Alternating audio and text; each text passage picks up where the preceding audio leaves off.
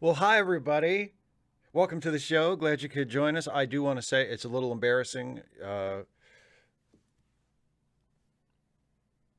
Me and Batman, we wore the same thing to the show tonight, so I hope that's not going to be too distracting. But yeah, really should have gotten on the same page before the show started. I blame myself. Anyway, welcome to the show. Thanks everybody for joining me. As always, I will be answering questions from my patrons and channel members first thing. So if you are with us in the live chat and you have something you want to talk about or something you want to ask me or something you want me to see or whatever, and most especially if you were going to be generous with a super chat tonight, please hold on to all of that until I make it through the pre-submitted questions, because until then I will not be paying close attention to the live chat. I'll be paying attention to the pre-submitted questions. So anyway, now that that's all been handled, let's start with the patron questions, shall we? And the first one of those comes from Black Cover 95, who'd like to know which TNG episode the Ensign's log number 110 is supposed to correspond with. I don't know if Jason had a particular I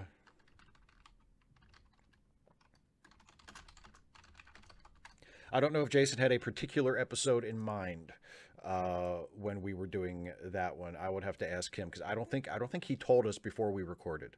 So I don't know. And honestly, it doesn't really matter. But I know that you like to know, so I don't know. I wish I could help, but I can't. Anyway, to your actual question, not just the question in your, or the implied question in your name. In Ask Away's past, I have compared your Stuffy series to the likes of Garfield minus Garfield and Real Field or Silent Garfield. Recently, I've thought of another comparison. Isn't Steve and Stuffy very much like an adult version of Winnie the Pooh? Yes, I think it is. However, I never was really into Winnie the Pooh at all as a kid. I never read any of the books. I never really watched any of the movies or the shows or anything. I did not have any interest or engagement with Winnie the Pooh at all when I was a kid.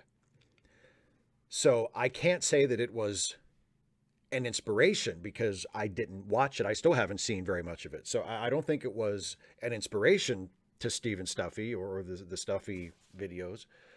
But yeah, there are definitely similarities. I mean, I would say a more direct inspiration would have, and I think I've probably said this before, it would have been things like Mr. Rogers' Neighborhood or Mystery Science Theater 3000. But yeah, there's definitely some Winnie the Pooh stuff going on, just coincidentally, because I didn't, I didn't watch it. Next question is from Matt. Do you feel that we truly are at risk of sliding backwards as a nation? With the Roe decision, gay marriage, and even possibly gay sex may soon be banned. It's tiring for all of the conservatives to try and say, don't overreact, but if they can repeal abortion, they can do anything. Even segregation could be rolled back as a states' rights issue. I agree, Dem lawmakers need to do more, or at least try to do so. Well, yeah, of course it's possible. Of course we're at risk for that. That's why it's so important for the Dem lawmakers to do more and to do more, not only do more legislatively with whatever power they have to try and mitigate the damage that is being done, and it has been done, but also to give voters a reason to vote for them so that they can have even more of an opportunity to fix the problems that we are currently beset by. So yeah, we are very much at risk for all of those things, which is why it's so important for, number one, for Democrats to do everything they can to stop it and to give voters a reason to believe that they will continue to do everything they can to stop it. And two, for voters to vote for Democrats so that Democrats win these elections. Neither one of those is more important than the other. The Democrats have to show themselves worthy of the support, but the voters also have to give them the support.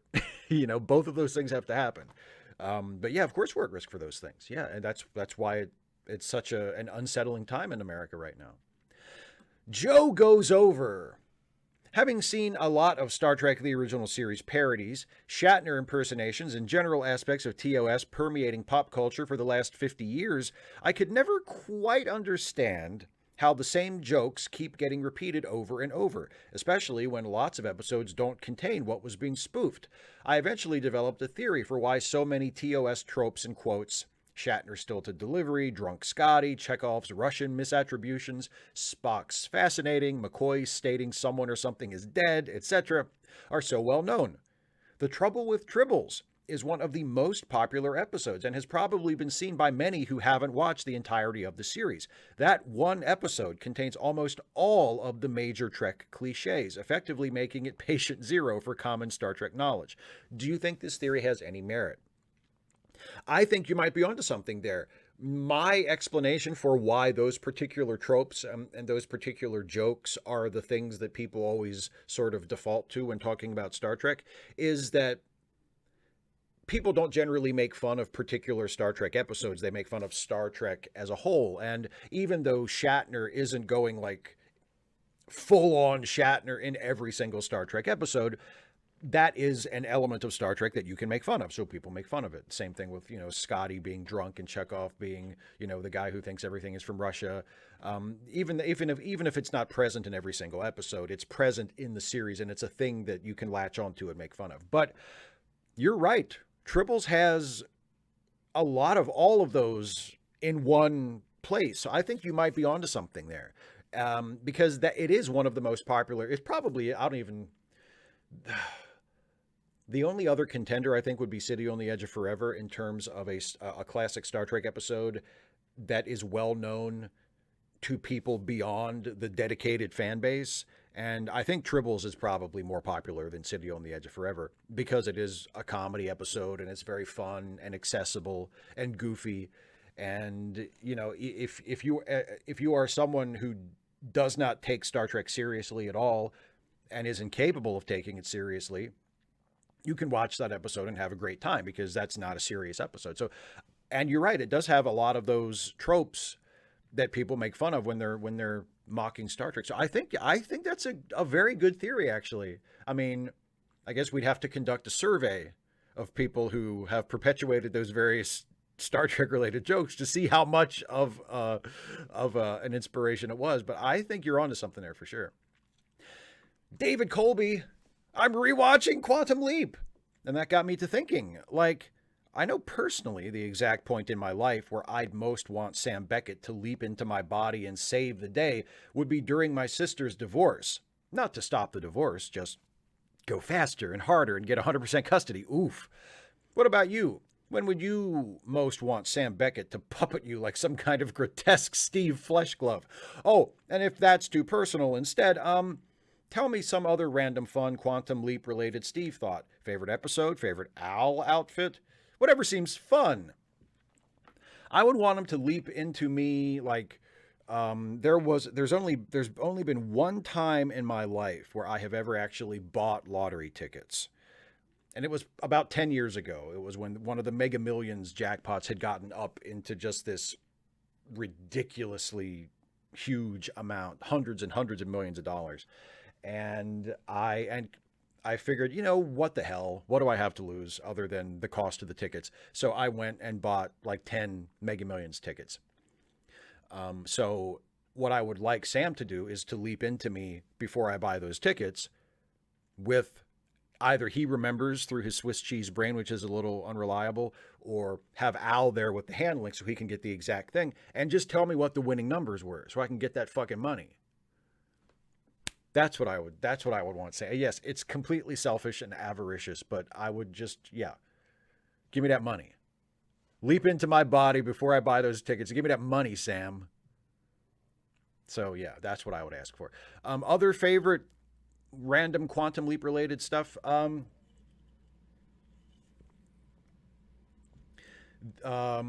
McGill, the guy who plays the bartender in the last episode and also has a guest role in the first episode as a different character, or is he? Also, of course, played Jack Dalton on MacGyver. So Bruce McGill is the bridge between two of my favorite shows, MacGyver and Quantum Leap. They both feature Bruce McGill, although Bruce McGill is only in the first and last episodes of Quantum Leap, albeit in very prominent roles, whereas he had a very important recurring role throughout the entire run of MacGyver, or from season 2 of MacGyver on to the end. So yeah, I think of Quantum Leap and I think, oh, Bruce McGill was in that because he was in MacGyver. It's a shame that Scott Bakula was never in MacGyver, because then, you know, like, if you think MacGyver couldn't get any better, it's like, oh, there's Scott Bakula. No shit. Now, if Scott Bakula had appeared in MacGyver as Sam, if they had done a MacGyver Quantum Leap crossover, which could have been done theoretically because both shows were on the air at the same time for a few seasons, there was some overlap. So you could have done a MacGyver Quantum Leap crossover. Now, that would be something. Michael, I'm on the same page as you about shows not needing to slavishly adhere to canon. But then, is there any point, creatively speaking, in setting your new show in an established universe if you're not going to stick to its established rules? In my opinion, most modern Star Trek didn't need to be Star Trek at all. It could have just been its own thing. Well, I think changing the rules is part of the reason to do it. I think expanding what Star Trek is one of the reasons to do it. I mean, Star Trek, the original series, is a wonderful show. The Star Trek original series cast movies are terrific for the most part. But when Next Gen came along and then the spin-offs that followed it came along, they enlarged the franchise. And this thing that we love as Star Trek fans is more than just the original series. It's more even than just the original series and the movies. Like, it's a much broader thing now because they decided, you know what, let's not create a completely different sci-fi show that's just kind of the same. Let's create a new Star Trek show. So I think changing the rules, reinterpreting it, redefining it, that's part of what makes the franchise timeless. That's what allows it to live and breathe for multiple generations. And I think there's something nice about that. I wouldn't like it if everything was like that. It's nice to also have independent things that aren't part of a larger franchise. But it's nice to have things like Star Trek and Star Wars that have been handed off to different generations of creators to remake in their own image and to add their own personalities and their own perspectives and their own ideas to it. You know, I think that's kind of a nice thing. And it's certainly been to the benefit of Star Trek. So I think that's the reason to do it. The fact that the fact that you do want to do it a little differently, or perhaps in some cases even radically differently, is a reason to do it, because it lets the thing live and breathe. And I think that's a good thing. Plarb. I was on a regular weekly thing with a close associate of yours for several years. They told me they were my friend. When their family was kicked out of their home and in danger of being separated, I contributed significantly to the aid they needed. They repaid me not with even a word of thanks, but with insults that I never traded in and sexual harassment that I asked them to stop, and others to stop them, and they didn't. I feel certain they based a caricature in their works on what they think of me as well. I might have been flattered at one time, but with everything else, I can't help but see it as mean-spirited. Several months ago, they and others ghosted me outright, right at the bottom of a spiral I've been stuck in since. After all I'd done, all I'd given, all the time and effort I'd put in just trying to give everyone a good time, why do I deserve all of that? I don't know if you deserve any of it. I don't think you probably don't deserve any of it. But I'm sensitive to the fact you say that you're at the bottom of a spiral. So, I mean, I don't want to be too harsh with you, but I feel like it's way past time that you move on with this. Like, I'm not going to, first of all, I am not directly involved in any of this. And I appreciate you being a patron, but I'm a little annoyed that you continue to try to drag me into this when I am not a part of it at all. And I don't want to be a part of it, and I'm not interested in being a part of it. So for as far as my involvement or your attempt to involve me in it, I think you should definitely let it go. And for your own good and your own peace of mind, I think for your part in it, you should let it go. If the other people involved have stopped talking to you, whether they are in the right or not, whether they are treating you fairly or not, look, if they have decided not to talk to you anymore, then just move on, man. Just move on. Find something else. Do something else. I mean, I hate to sound insensitive or harsh, but come on. Apparently what's done is done. So move on, And I really hope that you can find a way to do that. For your own sake, because this isn't doing anybody any good. So anyway, and again, I'm genuinely sorry if that comes across as too harsh, but that's what I think needs to happen. You need to move on. Okay. Agent Meister, Peldor Joy, Steve. I recently rewatched Sam Raimi's wonderful Spider-Man movies and Spider-Man 3. Hey, come on. I found them as enjoyable as ever, even after 20 years, but I seem to remember some brouhaha over the first movie foregoing the web shooters in favor of Peter being able to make webs organically, a controversy that intensified when the idea was briefly brought over to the comics. I'm still scratching my head over this. In a world that has the likes of the Hulk, Infinity Stones, Galactus, etc., the idea of a guy shooting webs out of his wrists just stretches credulity to the point of breaking. Isn't he supposed to do whatever a spider can? Do you remember this particular shitstorm, and what is your opinion on it? I'm guessing you'll say it was a lot of fanboy BS, but I'm open for correction. Also, will you please consider answering questions in the live chat with the same guttural rapid-fire delivery as J. Jonah Jameson? P.S. The next person who talks will fail this course. I kid you not. Oh, boy. That's one of my favorite things about those movies in general, and particularly the first Spider-Man movie, is that like little characters like that teacher who was just in it for a couple of scenes, there's so much care given to the dialogue and to those little moments to make them live and breathe and feel like people. Like that teacher who's there, he's in it for like 5 minutes, but he seems like a real person because of lines like that. He doesn't just walk up to him and go, "Hey, stop talking." He comes up and says, "The next person who talks will fail this course. I kid you not." And then later on, when they keep talking, he puts his arm around one of the kids and goes, let's go have a talk about how we listen. Like, he's so great. And he's just got a few lines. But anyway, I think I've told this story before, but I will happily tell it again because you teed it up so nice. Right after that movie came out, I and a friend of mine were at Walmart, and we ran into someone who was a friend of my friend. I didn't know him, but he was a friend of my friend. And he was like this huge comic book nerd. So we had just seen Spider-Man, the first one, and absolutely loved it. Just thought it was fantastic. I think we had seen it multiple times by that point. Thought it was terrific. So we see this friend of my friend in Walmart, the huge comic book nerd, and we're like, oh, this dude must have seen Spider-Man 20 times by now, right? So, of course, after they say, hey, how's it going? They do the initial sort of catch-up chit-chat. My friend says to his friend, well, did you see Spider-Man? What'd you think of Spider-Man? Pretty cool, right? And the guy says, yeah, it was fine, until this. It was okay until this. And he's doing like the Spider-Man web shooter finger tap, indicating that he was very displeased with the organic web shooters.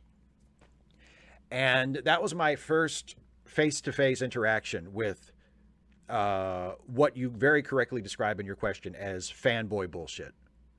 I cannot fathom why. Look, if you want me to state a preference, I think it's better that he has mechanical web shooters because that shows his ingenuity. And I think Peter's ingenuity is a part of the character that is important. But do I think it's that big of a deal? No. Do I think there's anything wrong with the Sam Raimi movies having him have organic web shooters instead of mechanical ones? I don't think there is a single thing wrong with that at all. There's lots of other ways to show that Peter is smart, and they find those ways in those movies. And think of how much time is saved narratively in that movie. Because remember, this was before directors got comfortable making like 2.5, 3 hour fucking superhero movies. I think how much time it saves in the movie.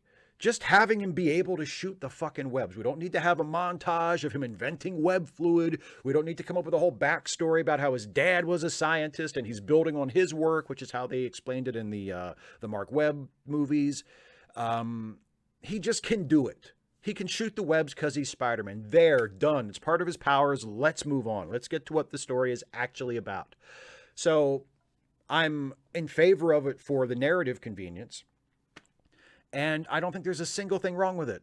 And I remember when they changed it in the comics and people flipped out, and they flipped out. There's no reason other than it's different. And comic nerds, not all of us, but some comic nerds, they just, anything that's different is wrong. It's wrong. He doesn't have organic web shooters. He has mechanical web shooters. This is wrong. It's different and it's bad. And it's just so fucking tedious. So, no, I think you're exactly right. It was a tempest in a teapot. It was a bunch of fucking bitter nerds getting upset over nothing and just reacting badly to something that was different. And yeah. And boy, thank God that never happens these days, huh? Kier, who gave his birthday money to the orphan boy from the recent shooting. Well, that was very nice of you. It's my birthday, and unfortunately, I can no longer claim I'm not middle-aged. I've thought about what I can do for my midlife crisis. I thought about trading my wife for a younger model, but it's like having a comfy chair that's been molded to fit. Well, I'm sure your wife is very flattered to hear that. Sure, there's some loose springs and screws. Oh, it goes on. But getting a new one wouldn't feel right. I thought about becoming vegan, but the first smell of bacon roll would ruin that plan. I think I'll just have to stick with the life I have, which lands surprisingly good, all things considered, after innumerable dark spots. 2026 will be the 250th anniversary of America, and I've planned ever since I saw the correlation, about 40 years, to visit your beautiful-looking country for that celebration. It's terrifying to think about how much the beautiful dream I had as a child. In 4 years after this Supreme Court has gifted elections in 2024 to the Republicans and gun ownership is mandatory, do you think USA will be A-OK in 4 years? That's about the best I can tell you. I mean, I hope so. I'm going to do what I can, but I'm 1 in 320-something million people. So, I mean, there's not a whole lot that I as an individual can do. But, I mean, I hope we're okay. I hope we're a suitable place to visit for the 250th when you decide to pay us a visit. I mean, honestly, I'm kind of in a medium space about it. It's not keeping me awake nights. I'm not seriously worried about it on a day-to-day basis.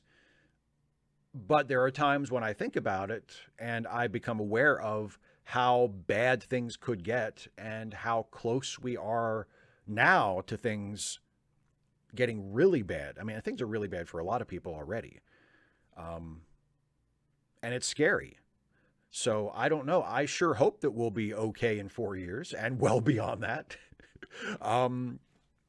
But it depends on how certain things break between now and then. And hopefully they'll break in the right direction. And we, the people, will do what we can to make sure that they break the way they need to. But, you know, yeah, fingers crossed. Thinking Cat, really, Steve, you should stop being aggressive over the Gorn thing. Really, you could use the Xindi concept that the TOS Enterprise and Star Trek Online Gorns are all the same race, but with subtle differences, like the Klingons. I'm not a fan of the new Klingon design, but on Star Trek Online, there's multiple versions, as I'm a TOS Klingon fan myself, especially Kolos and Kang being fun space buccaneers over the TNG version. Really genetic drift is fine as a concept, and the Gorn is no exception. And getting angry was kind of shocking to me. Maybe just relax and take a deep breath and think of those magical lines in the opening song of MST3K. Remember, it's just a TV show, and maybe just relax. I'd say the new ozone holes detected by NASA are far more important than Gorns myself. But see, I'm not angry about the Gorns. I think they can make... First of all, I'm not angry.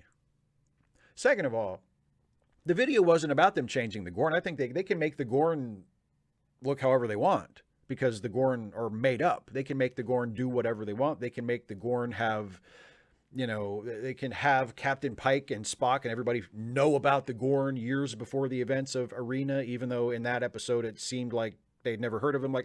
They can change it around and retcon it and do whatever they want. I don't give a fuck. As long as it leads to a good story, who gives a shit? I'm not gonna let changes in continuity or inconsistencies ruin a good story. I'm not that fucking guy in Walmart going like this. But it annoys me that there are some fans that get hung up on it, and then that kind of thing sort of dominates the discourse about the thing, you know? And the worst effect of it is when creators and studios and such start to think, well, maybe this is the kind of fan we should be trying to please. We should be trying to placate them. If they complain too much, then it'll make our show look bad. So we need to find ways of satisfying their complaints. And then and we end up with the the nightmare of pandering fan service that we sometimes get today, instead of people just feeling like they're at liberty to, I don't know, tell a story, So yeah, it's not, it's not the Gorn. It's the people, it's the other people who are upset about the fact that the Gorn are different. It's not me. It's the children who are wrong. So glad we cleared that up. Danny K. Hey, Steve, how would you introduce Klingons to Strange New Worlds, assuming that hasn't happened since I wrote this? Thanks. Hope all is well. I think it would probably make sense for Pike to have like a Klingon nemesis, or maybe have like some Klingons be pissed at him because he violated the sanctity of the monastery at Borath during that Discovery episode where he touched the time crystal. Or just go back, at this point in Strange New Worlds, Pike has been captain of the Enterprise for something like 10 years, right? So way before we saw him as the character on TV that we've seen, he had some adventure where he ran afoul of a Klingon, like a Klingon commander, and just bring that character back and have that be Pike's Klingon nemesis, no need to overthink it, just come up with a fun sci-fi space adventure story where Captain Pike is pitted against a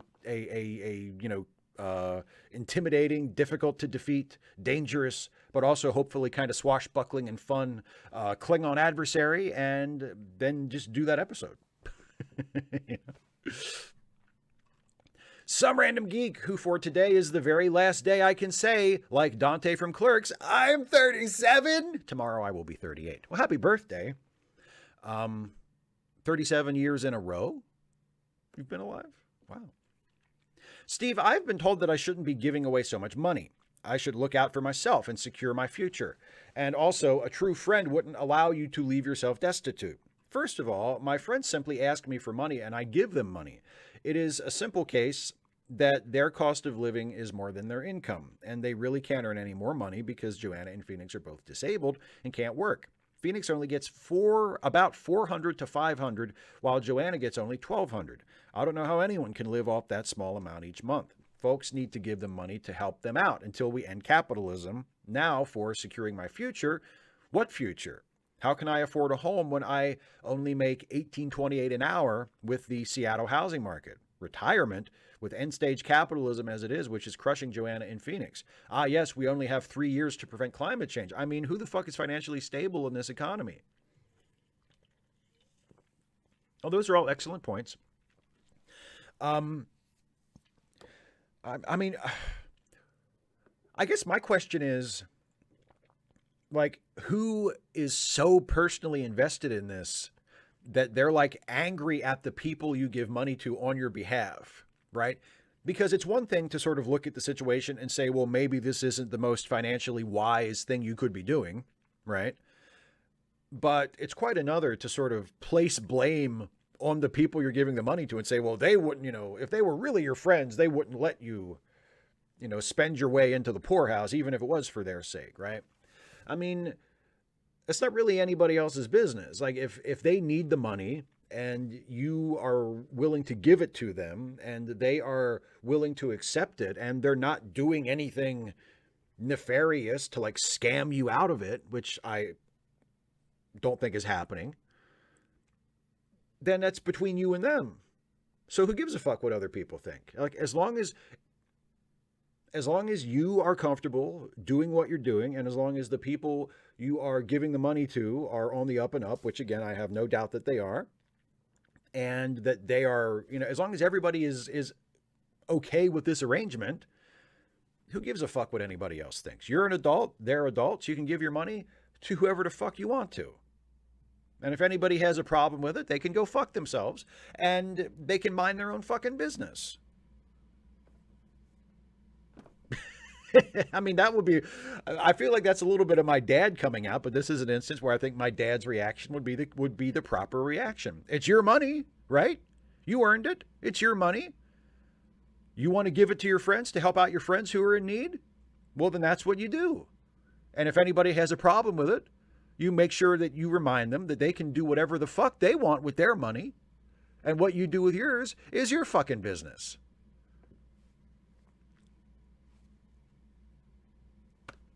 And if you overspend, or you find yourself in trouble because you've given away too much, well, then that'll be your problem.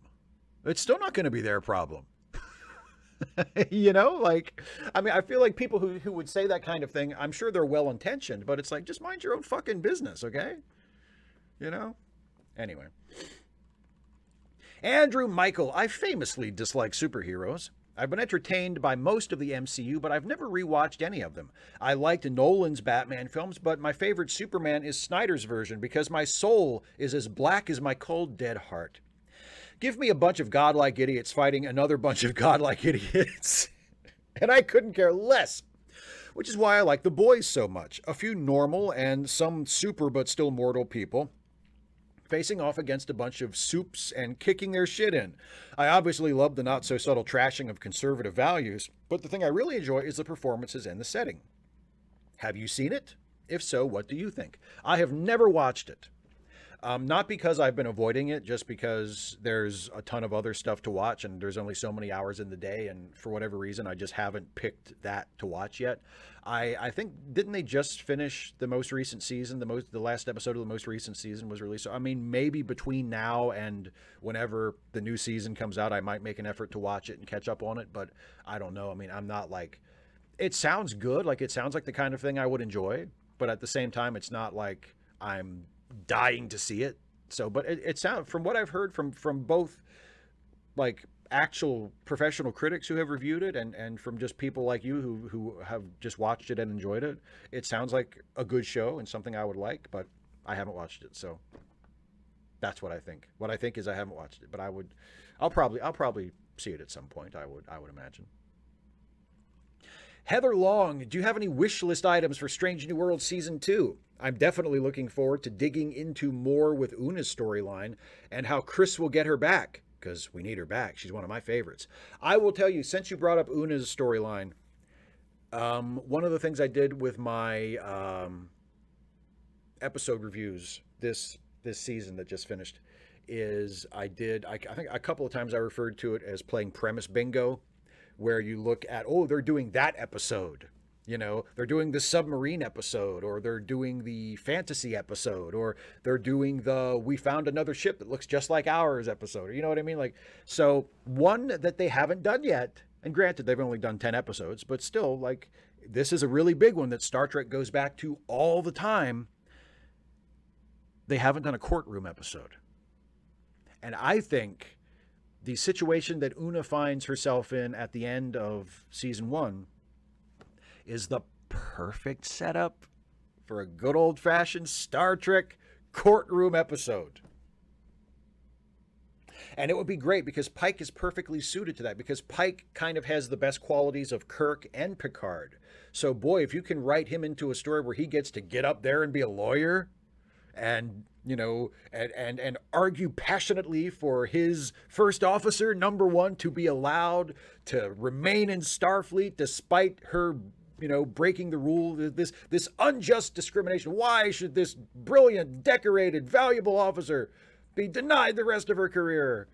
Why should the people on my ship be denied her example and her leadership because of this unjust law that Starfleet has imposed on people like her? Like, I mean, come on.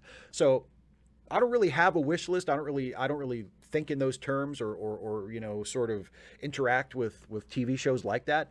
But that's a really obvious one that I would love to see a Star Trek, a Strange New Worlds take on the courtroom episode, because it is a very tried and true Star Trek premise. I make fun of it all the time in Trek. Actually, they live aboard a spaceship that can travel thousands of times the speed of light. They can go to any planet they want. They've interacted with thousands of intelligent aliens. And what kind of episode do they find themselves in more often than not?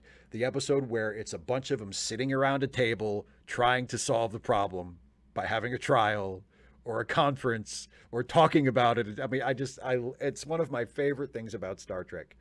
Yeah, I hope we get a courtroom show. And I think the storyline that they seem to be leading into with number one is the perfect setup for that.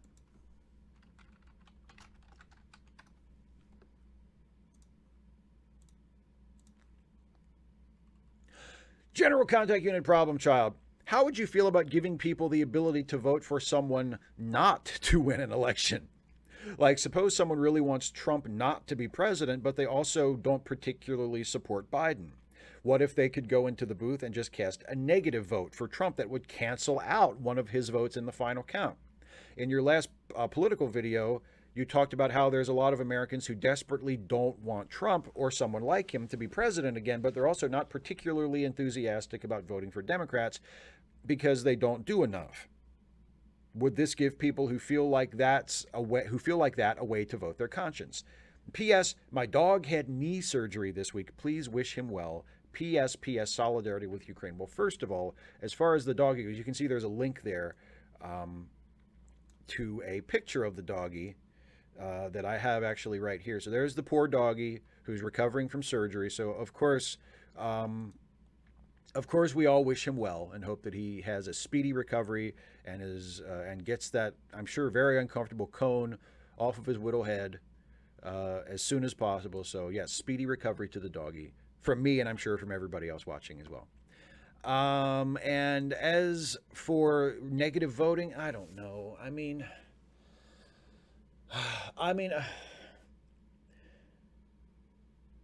I feel like that's trying to solve the problem in the wrong way. Like voter apathy is a problem. The fact that people don't vote is a problem. But instead of allowing people to vote against someone they don't like, I would much rather reform the system in certain ways and also encourage political parties, particularly the Democrats, because they're my party, encourage them to give voters more of a reason to come out and vote for something. Like I just think giving voters an option to vote against something rather than voting for something is probably not going to be a good idea in the long run. Like I understand the appeal and I like the idea of that it would count for, like, even though you're voting against something, your vote would still count because it would take away from the total of the person that you're voting against. But I don't know, that's something about that just feels like it's, like we would be doing the wrong thing, like we would be I think that's probably a bad idea. But I definitely understand the appeal. It's hard for me to articulate exactly like what my feeling is, but I just don't think that would lead us anywhere good. If you say, "Oh no, you can vote, you don't have to vote for somebody. You can vote against somebody." I mean, popularly elected leaders ideally would have popular mandates to legitimize their power and legitimize their decisions they make in government. And if you give people the option to vote against them, like what if a bunch of people voted against Trump but he still won? So what does that? So what? Like we have a tally that demonstrates that a bunch of people, yes, he won, but there was a bunch of people that voted against him, so they didn't. I think that's a bad idea. But best wishes to the doggy. Shazy the AA, autistic anti-fascist. Hi, Steve. I've been reading a lot of stories involving people within the autistic spectrum, and it's helped me cope with my own condition and how to approach life and its challenges. Would you happen to have any recommendations for stories involving autistic people? Do you personally know such people in your life? If so, how did you interact and learn from them? Thank you, and stay safe, my friend. Well, thank you very much. I'm afraid I don't really have much of an answer. I can't think of any stories that I know that, you know, center autistic characters or you know, other than like cliched stuff that I'm sure most autistic people would rather fade it into the background, you know, stuff from 20, 30, 40 years ago where autistic people were presented in a very sort of exotic, otherized way, which I don't think ultimately helped anybody. So I can't really give any recommendations there. And I have friends that I've met online who are autistic, including several people who have asked questions in this in this show, and who are patrons of mine and who I've known through my channel for many years. I you know, I'm sure I must have had real life, like, you know, in-person friends over the years who have been autistic, but no one that I'm sure about. Like, no one, I've never had a friend tell me that, you know, or that was like a major part of their life where they felt like people had to know, you know what I mean? Like, I can't think of any. So I'm afraid I'm completely useless on this question. So I apologize for that.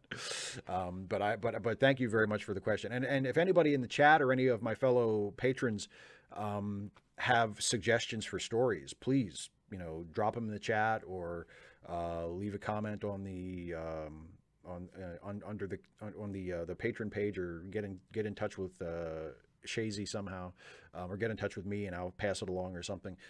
If you have story suggestions, that would be great. Isaiah Taylor. So, Steve, as you know, we've just had another mass shooting, this time at a 4th of July parade in Chicago. Once again, it was a young white male, now as a black man with autism, who has had too many hardships to count. I never once thought about shooting up a school. Sure, I would have violent thoughts here and there, but nothing too serious. What do you think is the problem, Steve? Poverty, bad childhoods, mental health, lack of good-paying jobs, social media? Have white men become weak? Is there anything I can do to help my white male brothers, or should I just focus on myself? Thoughts? I mean, I don't think there is any one thing. I think maybe part of it is that white folks, especially white men, especially cis hetero white men who maybe have grown up in poverty or have struggled with mental illness or have just not had the life that they feel they are owed or that they think they deserve. I think there's a lot of entitlement. And I think when you feel that you are entitled to something that you don't have, and you somehow find your way to blaming a particular group of people for it, or blaming society as a whole for it, sometimes that can lead to people lashing out in really, really horrific ways. So I think the fact that, I mean, to me, the main reason why we have so many mass shootings and the main reason why we have so much gun violence in general is we have too many fucking guns in the hands of too many fucking people. But in addition to that, we have to acknowledge that particularly mass shootings are almost entirely a white male phenomenon. It's not that there aren't mass shooters who are of non-white racial identities, because there are, of course.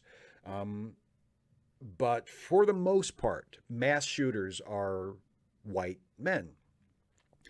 And I think the sense of cultural entitlement, the erroneous, like completely wrong, but nonetheless real feeling sense that a lot of people have that something has been taken from them or something has been denied them. They're deprived in some way because of those people and those people and those people. I think that's probably part of it. I mean, I am not qualified to diagnose that, or, you know, or to declare that a major contributing factor. But I mean, we definitely see that tone and that white grievance extremely present in right-wing media, conservative politics, certain strains of Christianity, fundamentalist Christianity. You know, it is conspiracy theories, which tend to be popular among young white men more so than other groups. So there's a lot of things to sort of feed that. And there's definitely a feeling of grievance among white men in particular. And I wouldn't be surprised if it had something to do with that.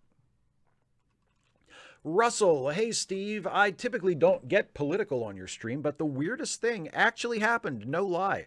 Last few weeks, I was sickened by the Supreme Court overturning Roe v. Wade. I was sickened by their decision on Miranda. These Republicans in the Supreme Court need to be impeached. However, I'm also sickened by today's Democrats. Don't misunderstand me. I believe in democracy, ideally, but not the approach some of them are taking. I don't believe in stalling traffic in lieu of protests. I don't believe in antagonizing police for a response. Anyways, so sick with both parties and its followers and realizing that hate in this country is to be put on both sides. Then I watch a TOS episode, Errand of Mercy. Why? Because it was the next episode on my plus. I feel like the Organians. Hostility must end. The problem, I don't think the power of, I don't have the power of the Organians, but what do you think? In 2 weeks, basic trek, I promise. Take care, Steve. Yeah, for people who aren't aware of the reference, in Errand of Mercy, the Organians are the people who stop a war between the Federation and the Klingons by just taking all their weapons away. They are supernaturally stopped from shooting at each other, basically. And the Organians basically say, okay, now you're going to make peace. Like, we're taking away the option that you can fight. Now you will make peace. We are decreeing it. I don't think that's the best way to solve the issue. I think the best way to solve the issue is, as you say, through democracy. As I think you know, because you follow my stuff, I agree with you that the Democrats have a lot of problems and have a lot to be desired as a political party. I don't think protests in the streets are part of that. I don't think there's anything wrong with stalling traffic for an important cause. And I don't think people are antagonizing the police to get a response, at least most people. And I'm sure there are some protesters, a very, very small number, who provoke the police out of anger or out of bitterness at the lack of change, but as a whole, it's been the police who are acting irrationally and irresponsibly, not the protesters. The protesters aren't intentionally provoking the police. It's the police who are being unreasonable toward the protesters. So I can't go with you on any of that. But there is definitely plenty of room for improvement on the left as well as the right. Just not in those particular areas that you cite there. But yeah, I mean, I guess if there were Organians, I mean, at least then there would be some kind of, there would be some kind of change, if the Organians just, and actually, you know what, can we have the Organians solve the gun violence problem? Can the Organians just come down and say, you know what, you just can't, you can't touch guns anymore. There, we fixed it. I think we would be shocked by how quickly the gun violence problem would vanish overnight if aliens came down from the sky and said, okay, now we are making it impossible for you to touch guns. Every time you touch a gun, it will become white hot and you will have to drop it. I feel like the gun violence problem would be solved at that point. So if we can turn that over to the Organians, I would have no problem with that whatsoever. CMAC, who is not early, but far from late. Good day, Steve. I was supposed to get a new couch delivered this week and had my old couch taken out the day before. New couch couldn't get in, so I'm on the floor. So I'm in a mood. So let's talk about ranked choice voting. I know you support it, as do I. However, I was able to attend a talk from Chuck Todd, Meet the Press, a couple weeks ago, and he was pointing out that RCV in primaries tends to result in more moderate candidates rather than progressive. The same holds true for the GOP, apparently. More moderate results from ranked choice voting and less far-right results. Done some reading, and it seems to bear out. As a progressive, I'm a little troubled by this. Do you have any thoughts on the topic? How am I still under 1,000 characters?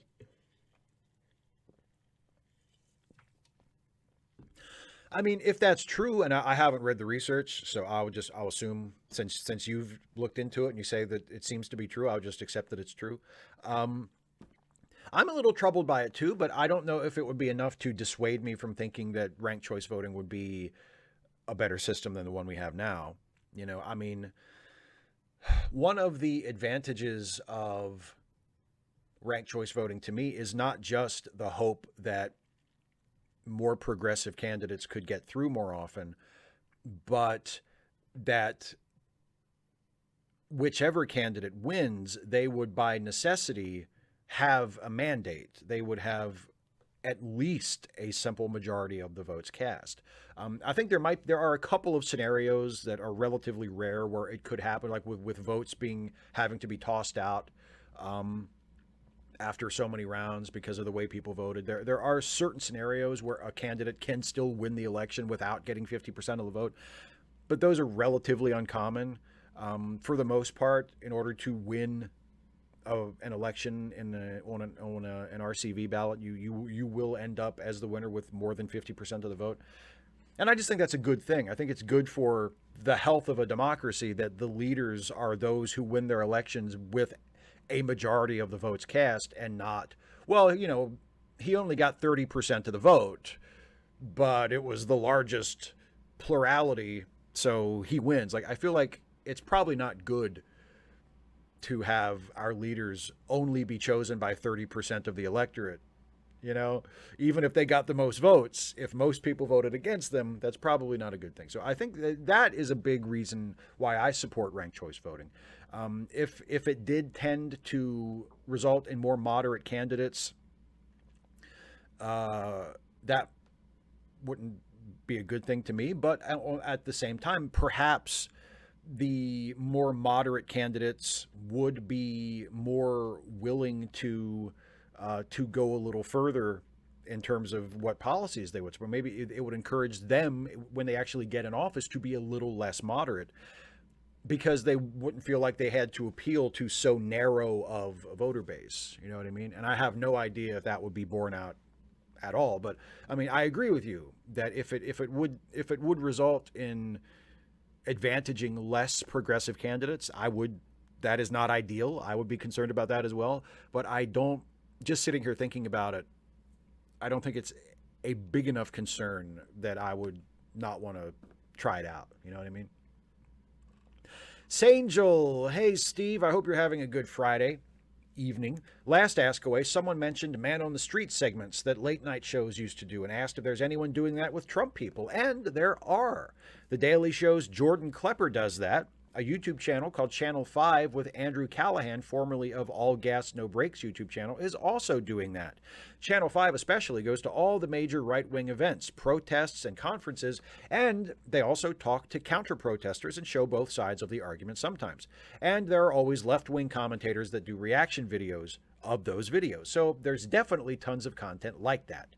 That's it. No question this week. Well, thank you very much for passing that on. I appreciate that.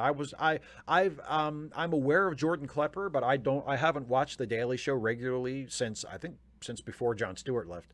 I've caught it here and there since Trevor took over, but I haven't watched it regularly for a while. So I wasn't aware that Jordan Klepper did those kind of segments, but I was aware that he was, at least at one time, he was a Daily Show correspondent. I guess he still is. So that's cool. And I've never even heard of Channel 5. So that's great that they're doing that kind of content and that it's out there. And apparently it's kind of popular. So that's great. So anybody who was saying that would be a good thing, and I believe I said I think that would be a positive thing. There you go. People are actually doing that sort of thing. So awesome. That's really good to see. John Burns. So I guess Robin Hood's a fascist now. I mean, he's a vigilante and the cops don't like him. Oh, wait, he's poor. Or at least that's what those who control the media will tell you. Batman's getting a raw deal. Super Jesus Man never gets asked about his net worth. Oh, look, he's a member of the media. Now that's a comic I'd read. Thought I'd ask you something light with all the Roe v. Wade questions. Make the Second Amendment the bodily autonomy amendment. Problem solved. Hashtag what is SJM net worth? I would bloody love it if we replaced the current Second Amendment with an amendment guaranteeing bodily autonomy. I would love it. So yes, I believe that would solve the problem. It's never going to happen, but I think that would be fantastic. Robin Hood by definition is an anti-fascist though, because he is conducting his activities in opposition to an authoritarian regime. I mean, technically he wouldn't be an anti-fascist because I don't think that the Sheriff of Nottingham and Prince John, who are usually the antagonists in Robin Hood stories, I wouldn't say they're fascists specifically. So he's not anti-fascist if you want to get technical about it, but in spirit, he's anti-fascist. He's anti-authoritarian. He's definitely not a fascist, but he is a vigilante. He robs from the rich and gives to the poor, so of course the cops don't like him. And maybe the cops would call him fascist, and maybe they're projecting a little, but yeah. And you know, I mean, the thing about Superman is, like, he doesn't have a lot of net worth in terms of like money in the bank, but that Fortress of Solitude has got to be worth something. Like, I feel like he's probably kind of land rich, you know? I mean, not that anybody would want to live there. I mean, it's at the North Pole. Like, nobody other than Santa Claus would want to live in the Fortress of Solitude, or other than, of course, Superman, who doesn't even really live there. He just kind of goes there to hang out and get some work done. But, you know, if somebody else bought it from him, like if Superman sold the Fortress of Solitude to some theme park company and they conducted tours, can you imagine how many scumbag rich people would want to take like vanity tours of the Fortress of Solitude? You know, it would be like space tourism. Like, all the rich scumbags would be like, I took a helicopter to the Fortress of Solitude, and you know what I mean? Or it could be like rented out as an incredibly expensive Airbnb. You know, like, I feel like Superman is sitting on a lot of money there with the Fortress, and he would never cash in because he's Superman. Like, he would never do that, but he could. Like, it's there. He has a lot of potential net worth, I think, but he's not going to exploit it because he's Superman. And last question from Dana, who says, Steve, there have been some real downers this week. However, one bright spot was reading the novella All Systems Red, which is the first book in a series called The Murderbot Diaries. Doesn't that sound awesome? It got me thinking that we haven't had Readaway in a while, and I'm out of school, and it's really short. Do you think we could read 50-ish pages every 2 weeks? That'd get us through the story in 3 live streams. If you're up for it, we could do one next Friday. What do you say? Well, since you bulldozed me into it, no, I would love to. Yes. Actually, I haven't scheduled the live stream yet because we literally just talked about this, you know, off the air before I started the stream tonight. But yeah, I will schedule the stream for next Friday later tonight after this show is over. And I need to make like a thumbnail and a title image and stuff for it so I can set up the live stream and have everything ready to go. But yes, I would love to do a Readaway series with you starting next week about All Systems Red. That would be fantastic. So everybody, if you want to join us for a new Readaway series starting next week on this channel, starting next Friday, find yourself a copy of All Systems Red, which is the first entry in the Murderbot Diaries, and read, I don't know, I guess we're going to have to figure out like how far people should read. We didn't really think this through, Dana. I haven't even looked at the book. Maybe in the live chat you can pitch something to me about how far we should read for the first live stream, because you've actually read it. But yeah, we'll figure something out. But yeah, let's definitely do that.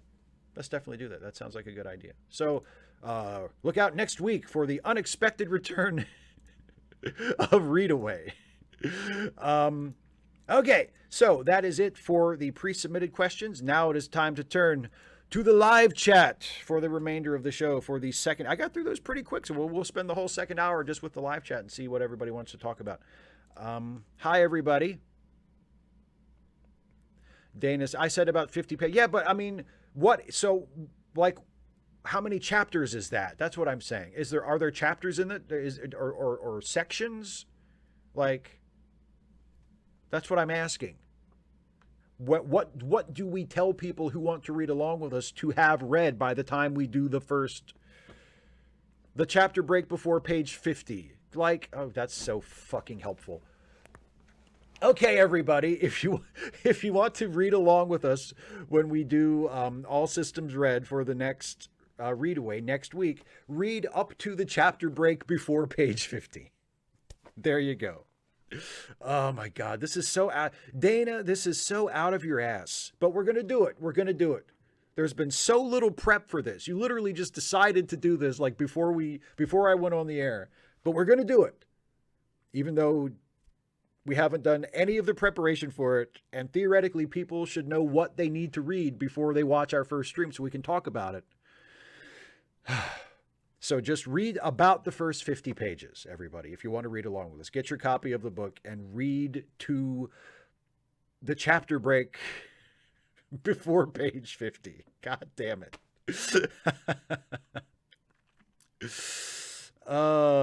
John Burns with a super chat. What's the lease on the Fortress of Solitude? Bruce? Is Bruce his landlord? I don't know.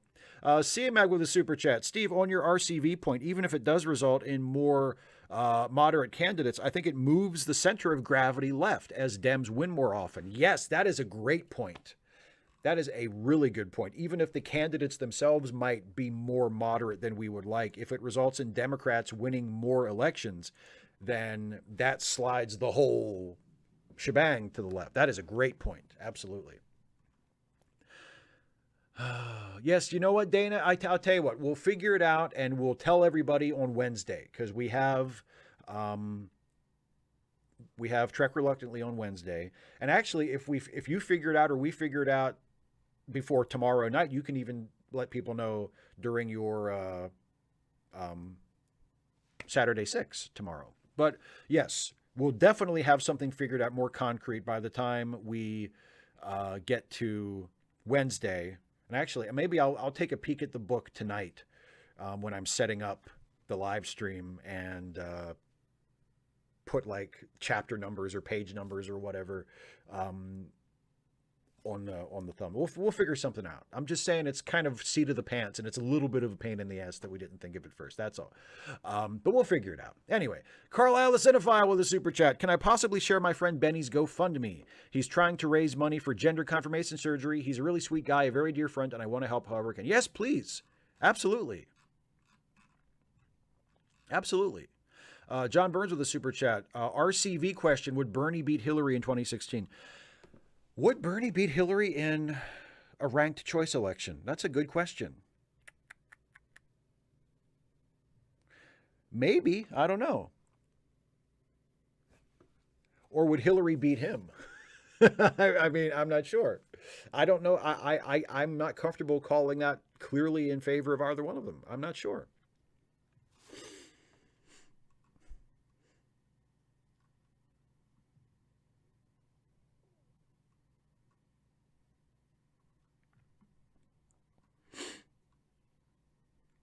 Hey people, it's Matt asks, hey Steve, do you like Bruno Mars? And do you have a guilty pleasure pop artist?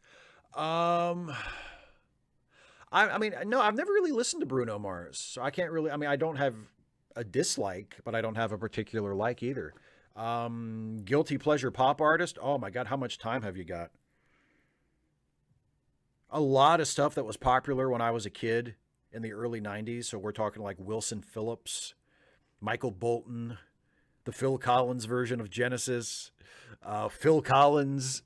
Yeah, I have a ton. I wouldn't call them guilty pleasures because I don't feel guilty about liking them at all, but definitely a lot of pop artists who were big when I was a kid who don't necessarily have the best critical reputation, but who I absolutely adore.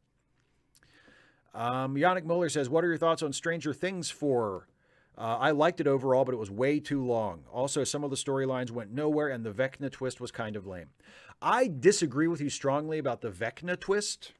I thought the Vecna twist was really well done, and I liked it a lot.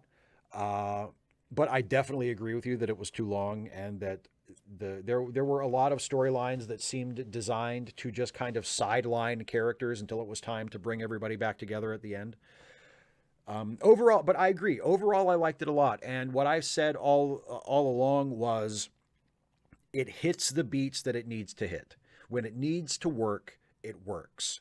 But yeah, the running times of the individual episodes was ridiculous. I think every episode was too long. And those last two episodes were insanely long. There's no reason in the world either of those episodes needed to be that long. And I'm not even talking about like breaking them up into multiple episodes. I'm saying you could have still had those two episodes as two episodes, and they did not need to be 90 minutes and 2.5 hours long each. That's ridiculous. That last episode especially is like, what are you doing? This does not need to take anywhere close to this long. But overall, I liked it a lot. I thought it was quite well done. Oh, Thomas Ahern with a super chat. Who should play Cyboc in season 2? Oh man, I have no idea. I have no idea. I will be open to suggestions for that one. And also a super chat from Nick Jeffrey, who says, "Episode 5 of Strange New Worlds made me think. For a race that prides itself on logic, Vulcan culture seems to have a lot of seemingly superstitious ritual." Yeah, and it's kind of been that way from the beginning. Well, we see a lot of that ritual in Amok Time in the original series. I mean, if you want to read any kind of conscious message into it, maybe it's that having a highly logical, scientifically oriented worldview does not necessarily prevent you from also having a spiritual side or even a superstitious side, which I think is true and is important for people to remember. CMAC, yes. Michael Bolton. Yes, Michael Bolton. I'm not ashamed of it.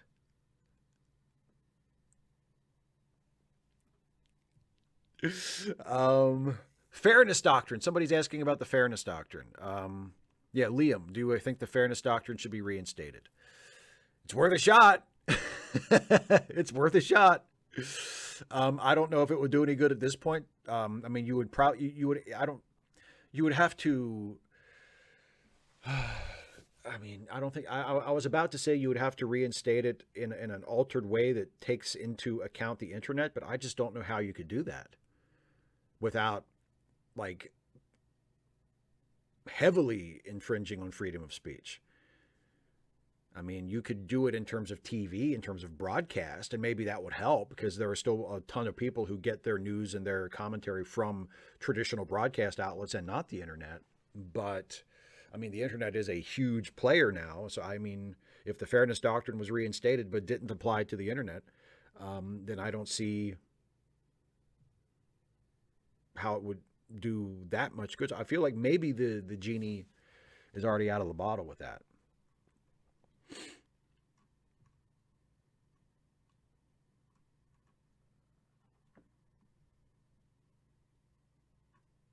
Oh, 255 AD says, just so you know, we removed the hard plastic cone the vet put on Rusty and replaced it with a softer one. Well, there you go. Progress. Well, that's good. That's good.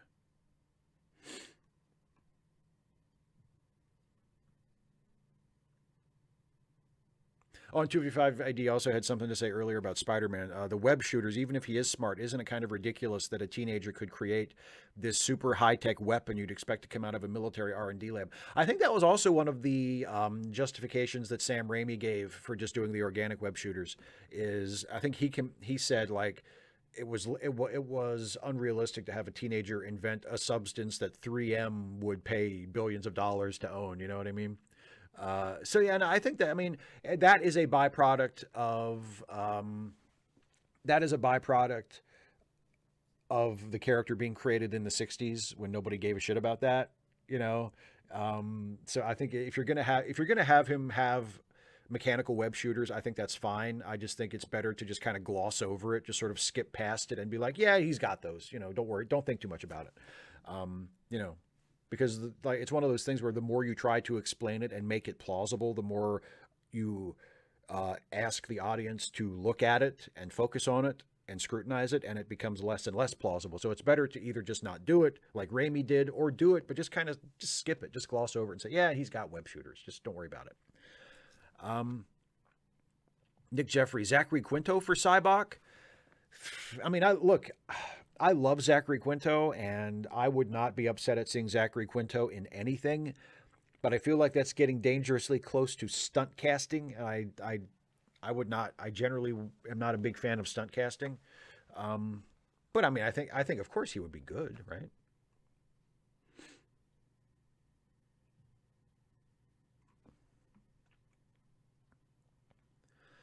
Radical Bacon, should I go to the supermarket or should I just go to 7-Eleven? Well, it depends on what you need. If you just need a few things and 7-Eleven is close, then just go to 7-Eleven. But if you need, you know, more than a handful of items, then I would suggest going to the supermarket. John Burns with a super chat. My friend Elspeth is raising money on Twitch for reproductive rights. If you're on Twitch, go there. She is a very good voice actor. Impersonations. Try to beat my $125 worth of donations. Hashtag very kind. And also, yeah, Random Geek has put in the GoFundMe for Carlisle's GoFundMe, and so the link is in the live chat. And anybody who is of a mind to go donate to that GoFundMe, please do so. That's terrific. Thanks for dropping that in the chat. Sinister Intelligence with a super chat. Thank you, my friend. I'm thinking of writing an indie movie called Roland and Me about an autistic character based on me who lives in Los Angeles and uses his attention to details of miniatures and is hired to work on the film Independence Day. That's really specific. I'm intrigued by how specific that is. That sounds really interesting. You know, it's not just, and then he gets a job in Hollywood. It's specifically, you identify a particular movie that he would work on. And obviously that gives away who Roland is. But yeah, that sounds like a really cool, that premise has some potential. Carlisle, that is a very good point. If someone does whatever a spider can, they should be able to spin webs. It's kind of what spiders are best known for. Exactly. Yes. And yes, and Some Random Geek is also adding Benny's GoFundMe to the charity links page. So when I push the charity links at the end of the show, you can find it there as well. Oh,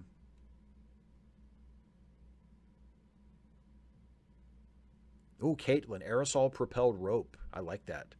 Also, it sounds filthy.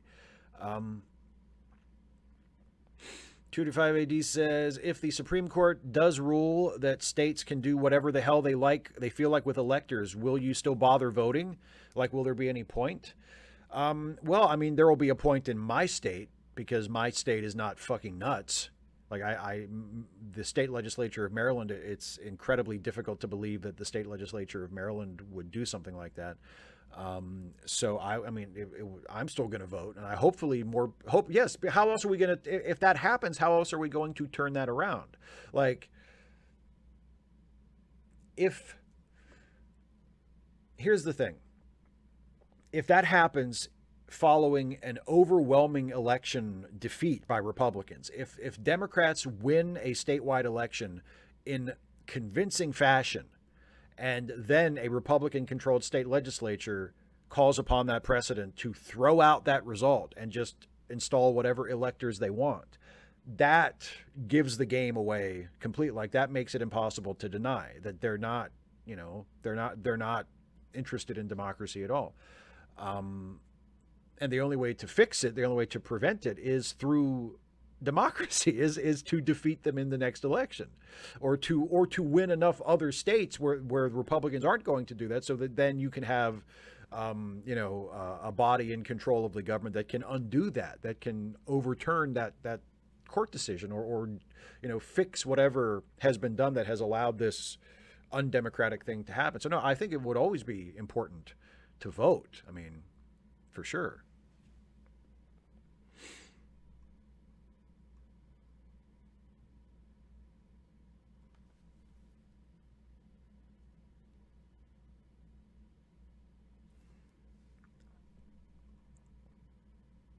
Woke AF says, do I think America can be saved from its obvious fate? Yes, it can be. Yes, it can be.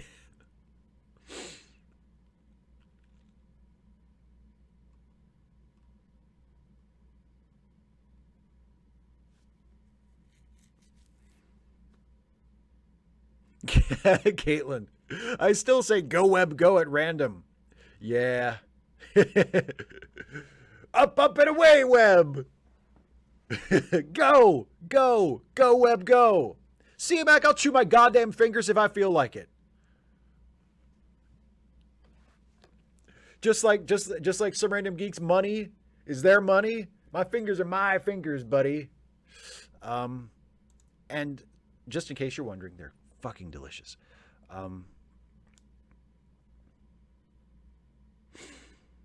255 AD, I sure hope so.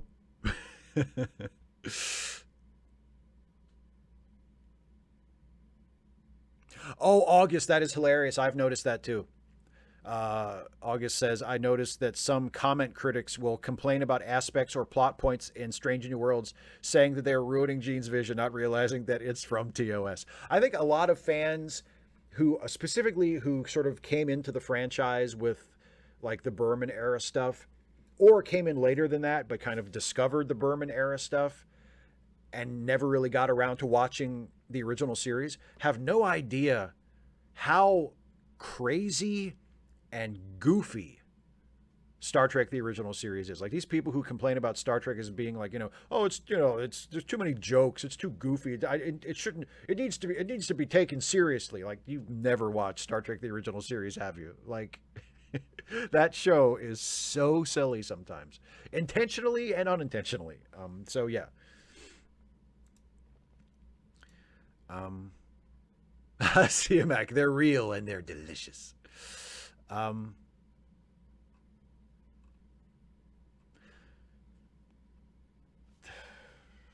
Dana, now Dana's fussing me for yelling at people.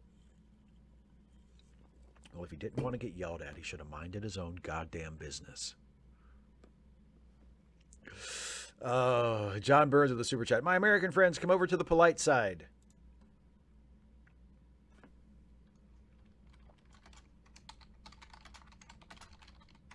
Come over to the polite side. We have poutine, eh? You didn't mention that, but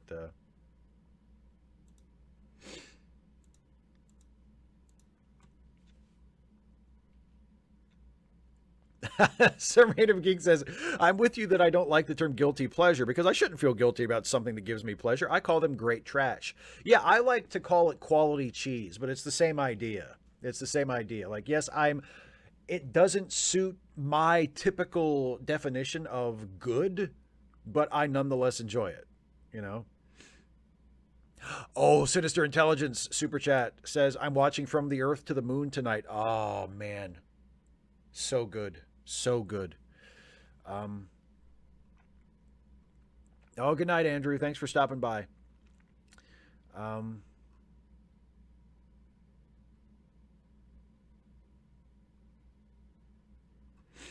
Well, Joe goes over, not only would Gene's vision have kept us from a lot of what made TNG great, it would have kept away a lot of what made Deep Space Nine especially great.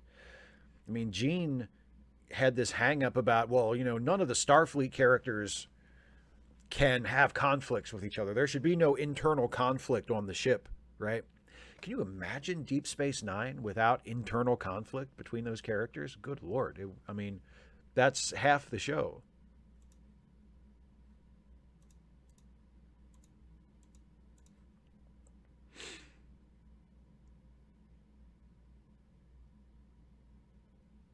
Oh, Dana, yes, the difference between poutine and Putin is very important. The Canadians do not have Putin, so very important. Poutine. Yes, exactly, CMAC. Deep Space Nine one of my favorite things about Deep Space Nine early on, and one of the things that I think really elevates Deep Space Nine's pilot episode above other Star Trek pilots, is that in the very first episode of Deep Space Nine, they make it unambiguously clear that Sisko does not like Picard at all. It's very hard to imagine that Gene would have been okay with that. To have not only Starfleet characters have an intense dislike for each other, or at least one of them to have an intense dislike for the other. Picard doesn't seem to have anything against Sisko, but Sisko really doesn't like Picard. Gene would not have been okay with that, and especially the fact that it's the two leads. It's the now beloved lead of TNG, Captain Picard, everybody's hero, and the new guy, the lead of the spinoff that they're trying to get off the ground. And in the first episode, one of his major scenes is showing Captain Picard and us that he doesn't like Captain Picard. Like, no, it's hard to imagine Gene ever allowing that.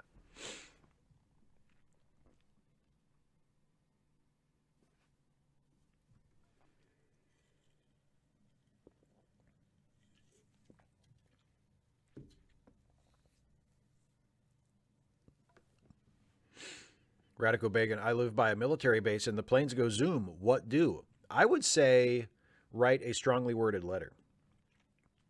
Oh, and Radical Bacon. Yeah, I mean, I think we have indications in the show that Sisko would like Kirk and that he does like Kirk.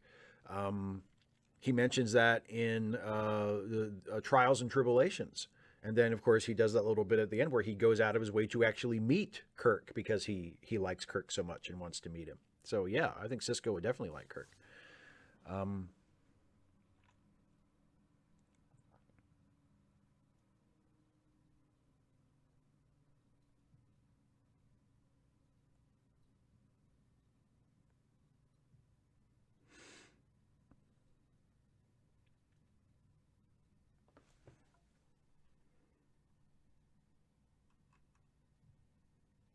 And 255 AD says, "What good does giving away the game do?"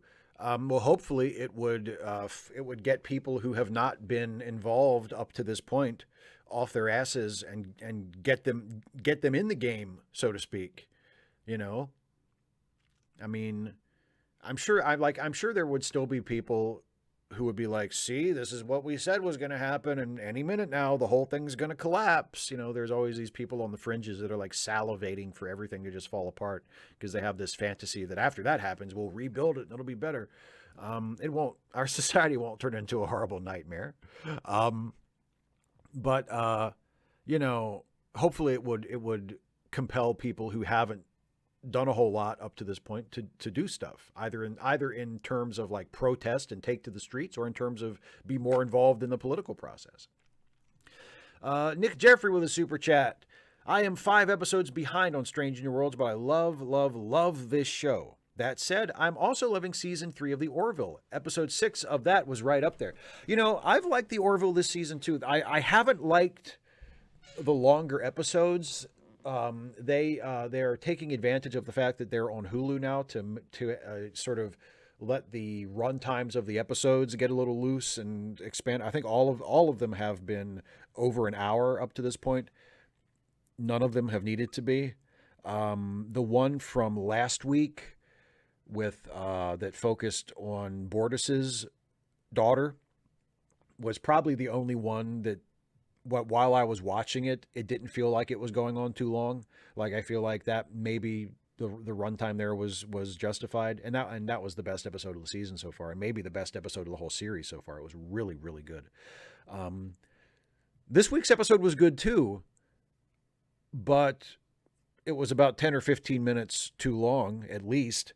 And I mean, that whole end section after they come back from the past, basically, I don't want to spoil the new Orville episode. People who haven't seen it, but after they return to their own time, it goes on after that for like 5 or 10 more minutes, and you don't need any of that. Like that should have just been chopped off with a hatchet. But overall, those complaints aside, I think the current season of the Orville has been quite good.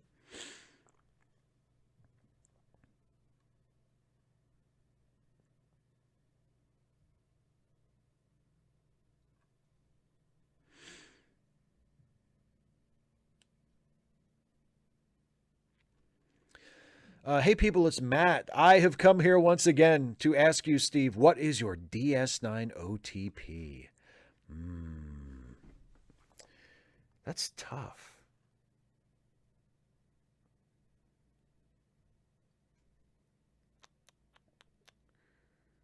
What is my DS9 OTP?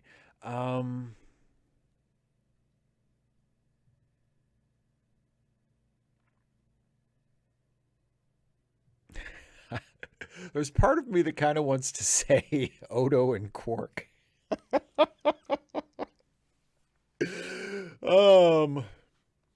I mean, if we're going to open it up to like, you know, fanfic and /fic and stuff, it's difficult not to say Garrick and Bashir, even though they never actually go that direction on the show. I mean, I guess of the actual canonical couples, probably or people not even couples, but like characters that had some kind of romantic connection between them. I mean, Odo and Kira maybe, but it's tough. Like because a lot of the couples in Deep Space Nine don't end up being all that interesting once they get together. Like Worf and Dax are good, and there's some good stuff coming from their pairing. There are some good episodes about them and some good scenes with them, but it's like, I mean, it's not like, you know, super compelling, right? It's just kind of good, and it makes sense for those characters. So I don't know. The I don't really have strong feelings one way or the other for a. I don't know if I really have a Deep Space Nine OTP, to be honest. Um,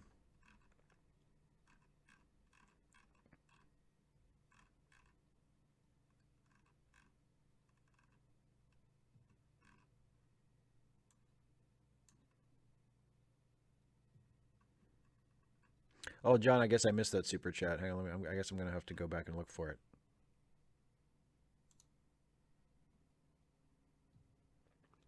So Jesus is misinterpreted, as is Gene Roddenberry. I mean, I think sometimes it's good to misinterpret Gene Roddenberry. There are times when Gene kind of needs to be misinterpreted. I mean, Gene was, uh, Gene had his limitations, let's just say, as a storyteller. Oh, Lita and Rom. Oh, you know what, Philip? I completely forgot about Lita and Rom. Lita and Rom. Lita and Rom are my OTP for sure. Yes. Thank you, Philip. I completely spaced on Lita and Rom, but you're right. Lita and Rom are definitely my DS9 OTP for sure.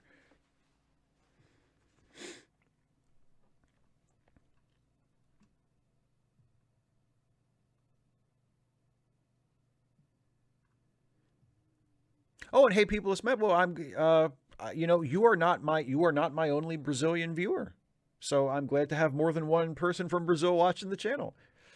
And yeah, as some random geek mentions, there are lots of people um, who watch the show and who watch the channel and who occasionally pop up in the live streams from the other parts of the world that are not the United States. Dana, we have not met Lita yet in the episodes that we have watched. We are, Dana and I, as most of you probably know, Dana and I do, we watch Deep Space Nine together every other week on Trek Reluctantly. And we are currently into season 3.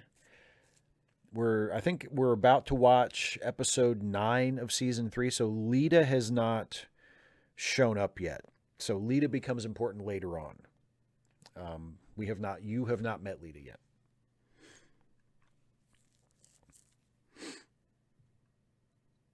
Yeah, CMAC Gene was also low-key creepy, for sure. For sure. Yeah, John, exactly, with the super chat. I love when Cisco showed Q how he wasn't Picard. Yeah. Again, a defining Cisco moment, you know? He Q provokes him and he just pops him in the goddamn face. Picard never hit me. And Cisco's like, I'm not Picard. Motherfucker. I don't care if you can snap me out of existence. I'm going to beat the shit out of you right up until the point where you do. How about that?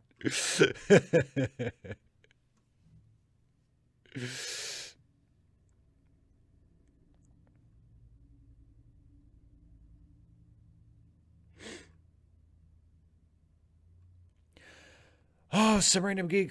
Speaking of great trash, what was the last great trash entertainment you enjoyed? I enjoyed a lot of the Lou Ferrigno Hercules movie we watched for late seating a few weeks ago. I did not enjoy it quite enough to recommend it. I think during the review I said it comes really close to tipping over that point of being so bad it's good. It doesn't quite make it. But there are just absolutely transcendently goofy moments in that movie that are just joyous and wonderful. So there's a lot of the Lou Ferrigno Hercules that I would consider great trash and I enjoy a lot. Even though I can't quite call the entire movie that.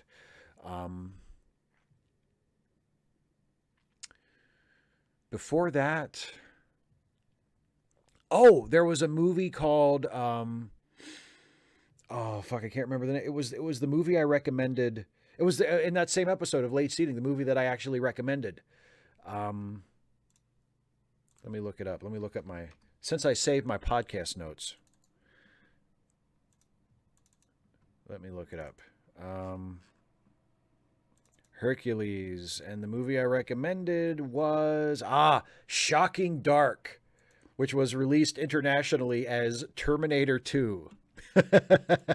It's not Terminator 2 in any way, but it was released internationally as Terminator 2.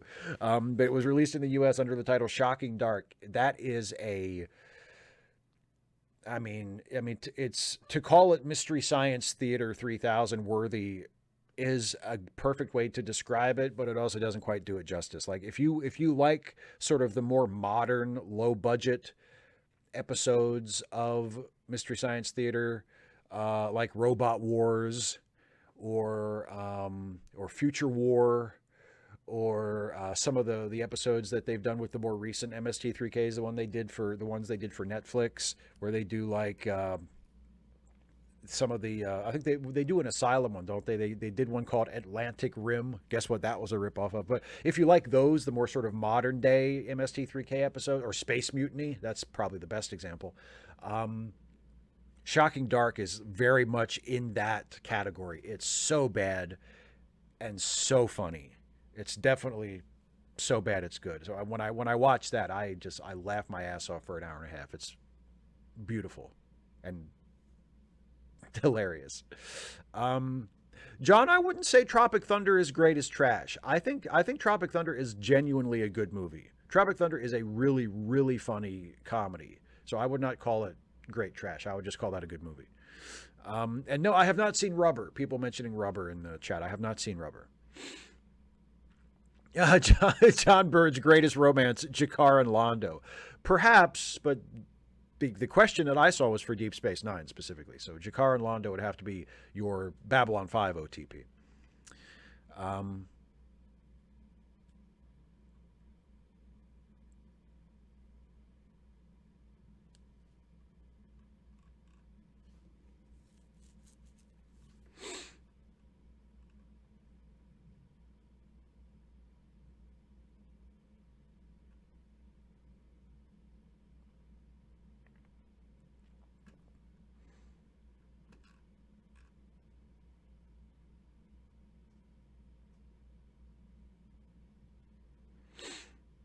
Carlisle the Cinephile, forget complex and tragic villains who get redemption arcs or are framed in a sympathetic light. Who are some of your favorite deliciously evil and unrepentantly bad guys in fiction? Anton Chigurh.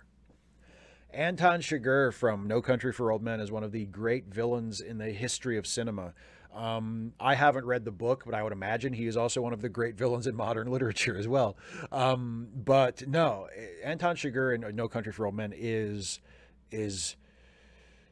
such a compelling, fascinating character, but they really don't humanize him at all. He remains an enigma. He remains a force of nature. There's something elemental about him that I just find fascinating and mesmerizing. And he is pure evil. Like, he is an absolute bastard. He's fantastic. He's right at the top of my list of unrepentantly evil characters. No redemption arc for that guy at all.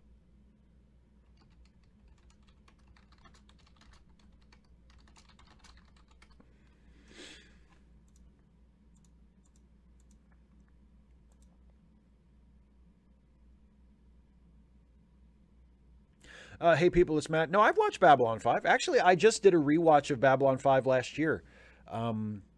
And it holds up very well. I watched it when it was originally on in the 90s, and I did and I liked it then, and I rewatched it last year on HBO Max, and I thought it was terrific. No, I would recommend it. Yes, I think it's a really good show.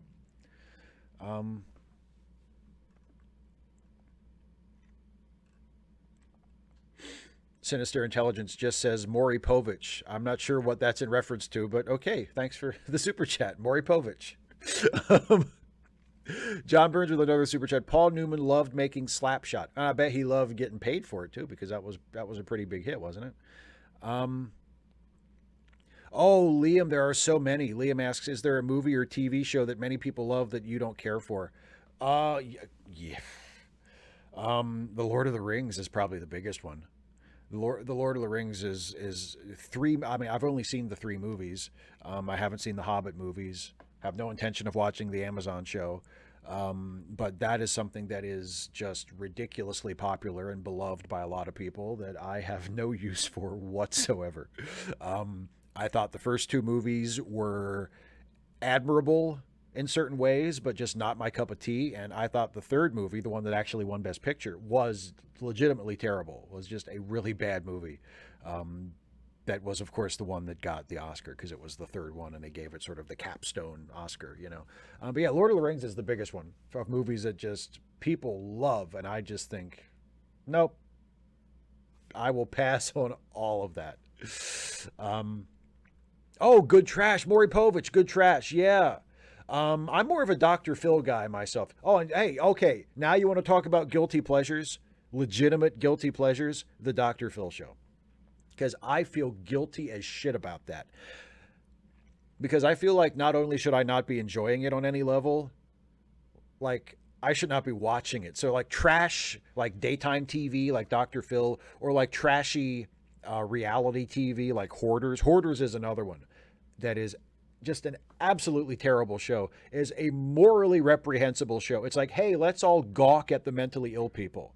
Right? That's basically what Hoarders is, and other shows like that. Look at these people with serious problems. Let's watch.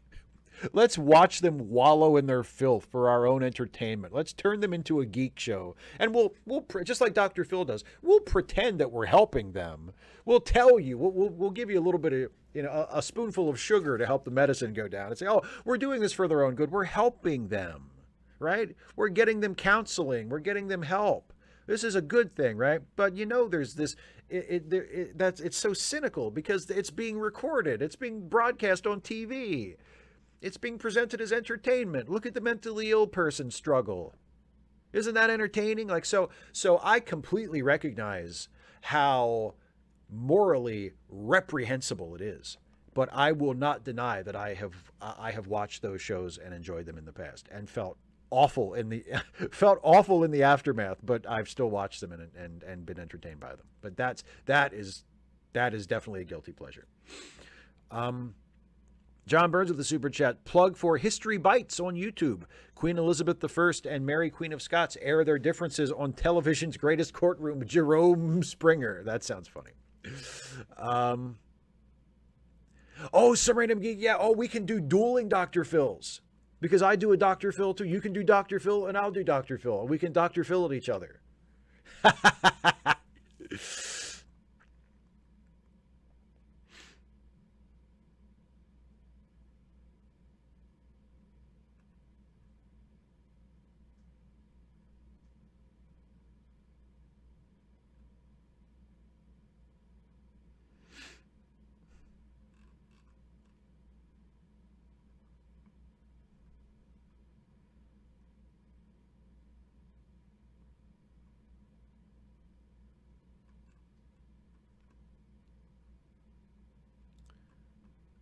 And Thomas, I heard, I have not seen Duel. No, I have not seen Duel. Yeah, Daryl, I never got into like the pawn shop subgenre of reality TV. That I've never really been into Storage Wars or Pawn Stars or any of those.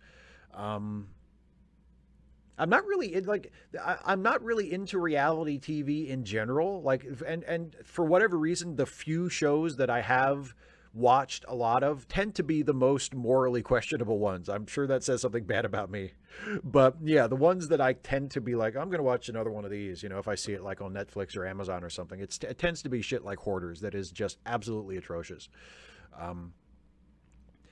Elisa Parent with a super chat. Thank you very much. Says, what do you think they should do with T'Pring and Spock to be canon with Amok Time in Strange New Worlds? Amok Time is so famous. I learned about it in Futurama. I don't think they really need to do anything differently than they've done. I mean, they've changed, they've retconned it a little by having Spock and T'Pring actually be kind of a normal boyfriend-girlfriend, whereas in Amok Time it was at least very strongly implied that they had not even seen each other since they were kids. So they've already retconned that to make them have a more typical relationship. So I don't think they need to change anything. I think what they're doing with it is fine. I like the T'Pring stuff that they did this season in Strange New Worlds. So I would assume that, you know, if we want to sort of forecast what's going to happen in the next several years of the characters' lives until we get to the point of Amok Time, you would imagine that they would stay together, but they would drift further and further apart. You know, Spock would focus more on Starfleet, and T'Pring would feel more sort of alienated from him as a result of that and would focus on her own work. And then they introduced Stan in Strange New Worlds in one of those episodes where Stan is one of the guys that works with her. So she's going to get closer to Stan, you know, and Stan is the one that she chooses over Spock in Amok Time. So, you know, they've already put the pieces in place, and it'll just proceed along those general lines. It won't be, or it wouldn't be exactly as it was suggested it was in Amok Time, because I think they retconned it, which I'm completely fine with.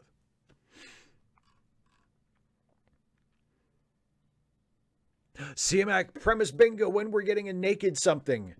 Maybe next season. That's another one that they haven't done yet. 255 AD, let me go back and find your question.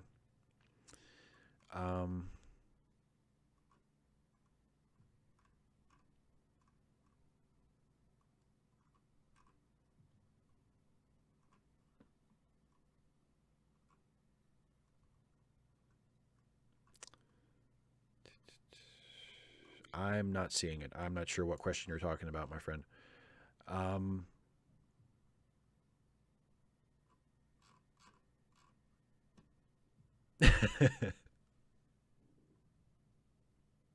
Oh, and people are talking about Mitchell and Webb. Yes. Yes, Mitchell and Webb is. Oh, and the Mitchell and Webb parodies of of trashy reality shows for sure. Yes, and Number Wang is, of course, yes, Number Wang is genius. There was Number Wang, and then there's this, I forget what they called it now, but like it was like the post-apocalyptic thing, where it was like the daily broadcast after the event. That was pretty funny too.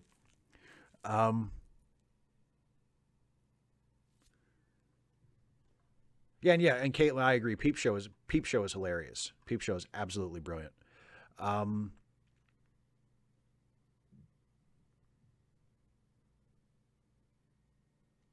yeah, Elisa, exactly. You know, it's going to. That's the thing. I see that. I feel like that's a good way to use the established canon. That's something that I talk about in a video that I shot to go up next week. One of my final points is that canon should serve the story, not the other way around. Story should not be a servant to canon. Canon should be a servant to story.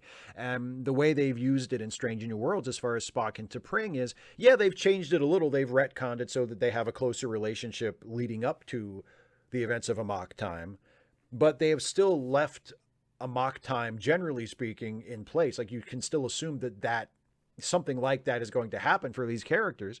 So you know, if you have that knowledge, if you've seen that episode and you know how things go, you have that knowledge that it's not going to work out between Spock and T'Pring.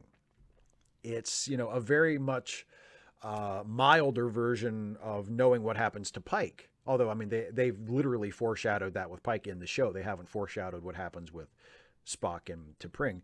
But it's the same idea. Like, if you know where it's going, it gives an added layer of depth and weight to it. And I think that's a really good way to use it.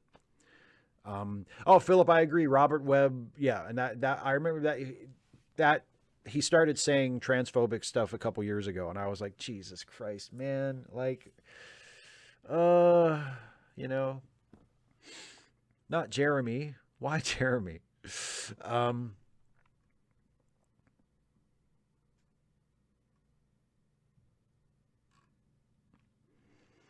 Okay, 255 video. Okay, what legitimate political process is there to get involved in once the right can just pick who wins elections? Well, because it will not go straight to the right can pick who wins elections.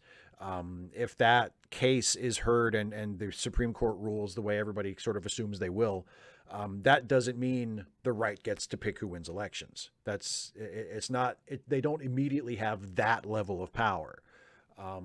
So there would still be, a political process. It's not as if the Supreme Court is going to rule, okay, from now on only the Republicans get to choose the winners of elections.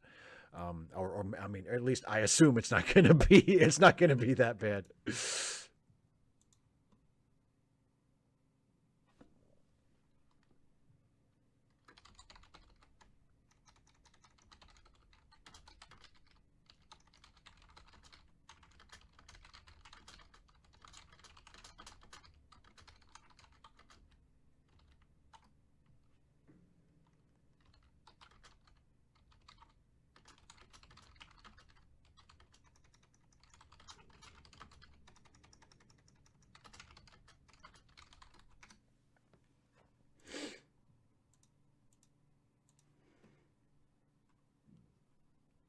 Oh, Serena, yes. Have you thought? Yeah, that's another great Mitchell and Webb sketch.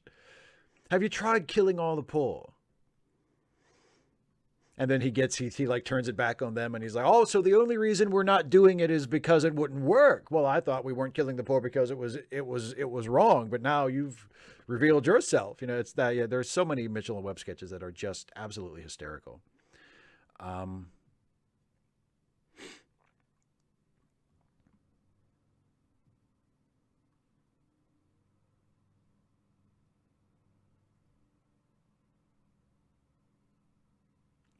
Yeah, you know what, Liam? That's a good point. A mock time. I mean, it kind of it almost retcons itself within the episode, because you're right. They have Spock refer to T'Pring as his wife for that big dramatic beat before they go to commercial, right? And then they come back, and yeah, he literally is like, "Okay, so wait, she's your wife?" Well, no, not really.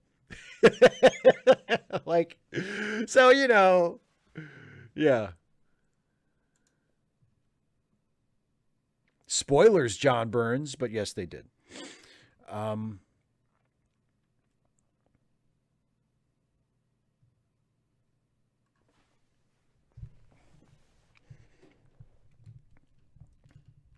you know what? You know which ones I really like, Caitlin. I really liked the Angel Summoner and the BMX Bandit. I thought that was such a hilarious send up of like superhero stories where you have like they're a team, but it's one character who obviously has all the powers that he will ever need, and his sidekick who is good at one particular thing that doesn't seem to be useful at all in any of their adventures. Like, I thought that was really funny too. Um,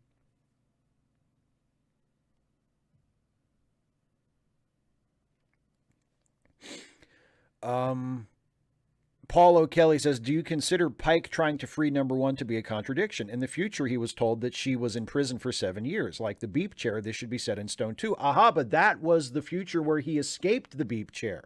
So that future is not set in stone, including presumably number one being in prison. So no, I don't think it's a contradiction. Um, yeah, Thomas, there was something about uh, they released some promotional posters for the show before the first episode was released that had a first name for Spock. And then people noticed, and they were like, "Is that Spock's first name?" And then they recalled them and said, "Actually, that wasn't, that's not official. That's not really Spock's first name." And they pulled it back. It was just a little weird.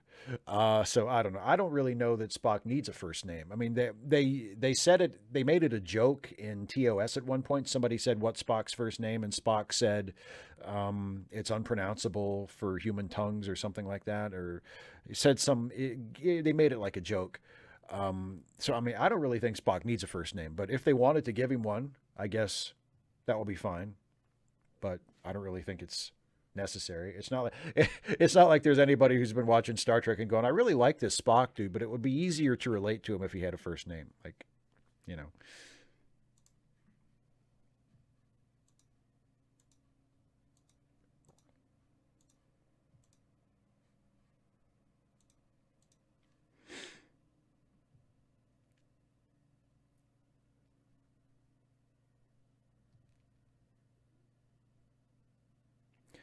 Radical Bacon, am I excited about getting to see the James Webb Telescope images? Yes, I am. Absolutely. You bet your ass I am.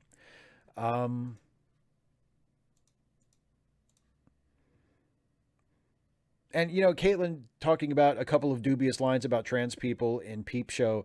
I mean, I've noticed, as I'm sure you have, as I'm sure lots of people have, it's sort of it's like stepping on a landmine when you watch, especially comedy from the 80s and the 90s, including stuff that is mostly cool and good and unobjectionable. Like all of a sudden, out of nowhere, there will be a transphobic joke. You know, that happened in Whose Line Is It Anyway? A lot in both the original British version and the American version. And I'm a big fan of both of those. Like, I love Whose Line Is It Anyway? It's one of my favorite shows ever. But a few years ago, I was watching some episodes of it. And I can't remember if it was the American version or the British version, but I've seen this in both, where, you know, you're watching a Whose Line episode and you're cracking up. It's hilarious. And then, oh shit, transphobic joke. Oh shit, homophobic joke. Like, it just comes out of nowhere. And it's like, oh, bummer. You know, like, oh, I forgot things were even worse back then than they are now. You know what I mean? So it really sucks, but it is definitely a phenomenon I have observed. Carlisle the Cinephile with the super chat says, since you mentioned being interested in The Boys, do you have any interest in Invincible? I think that's a really great series. I have actually watched Invincible. I watched it when it came out, and I thought it was quite good. And especially impressive because that genre, and I feel like The Boys is kind of in the same genre, like that sort of deconstruction of superheroes, is so overplayed. I mean, like, how many alternate versions of the Justice League, only except their villains, you know, like, do we need? But despite being a not terribly original premise, Invincible, I thought, mostly pulled it off, and I thought was a very good show. So yeah, I have seen Invincible. Paul, you win. Spock's first name is Hickory and his middle name is Dickory. So his full name is Hickory Dickory Spock. I feel like we're family now.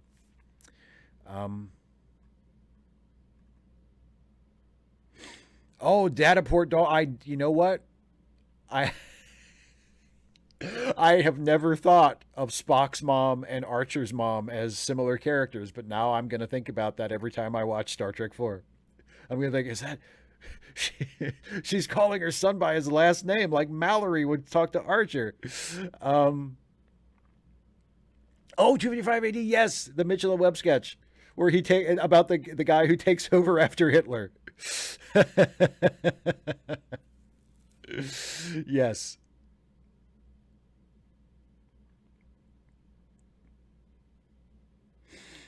Oh, hey people, it's Matt. You want to know something? I caught that when we were recording that episode. I noticed that Jason had referred to the Ferengi when, according to the canon, Starfleet had not encountered the Ferengi yet. So I knew we were making a continuity error, and I let it slide because I don't care. And I was not going to be the guy to be like, actually, we haven't encountered the Ferengi. They didn't make first contact with the Ferengi until Captain Picard was captain of the Stargazer. Like, I knew we were departing from canon. I did not care. So I was aware of it. And actually, you know what? We do know that Barclay time travels. Or, I mean, Splunk now. We don't call him Barclay anymore, but we do know that, just not for fun.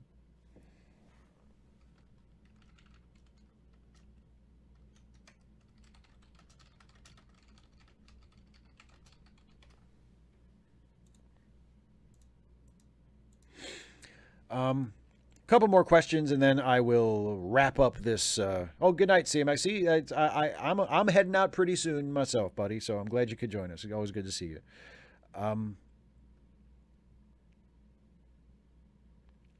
Liam, no, I actually think his behavior in the past was completely justifiable. I totally see his side of it, but I also see the other characters' side of it. I thought they presented the situation really well, so that both sides came across as sympathetic and acting reasonably, and I think they handled it very well.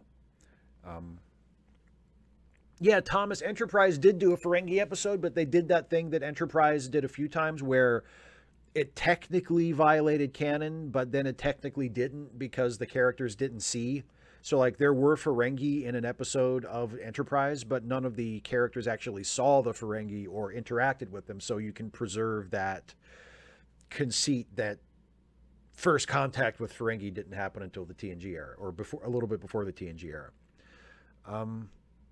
255 AT, did I tell Jessie that I think making 5-hour video essays is insane? No, I have not said that to her. And I wouldn't say it directly to her. I mean, I wouldn't want her to feel like I was disrespecting her or insulting her or saying that I didn't like her video. But I would just say, as a general rule, that I think making 5-hour videos is ridiculous.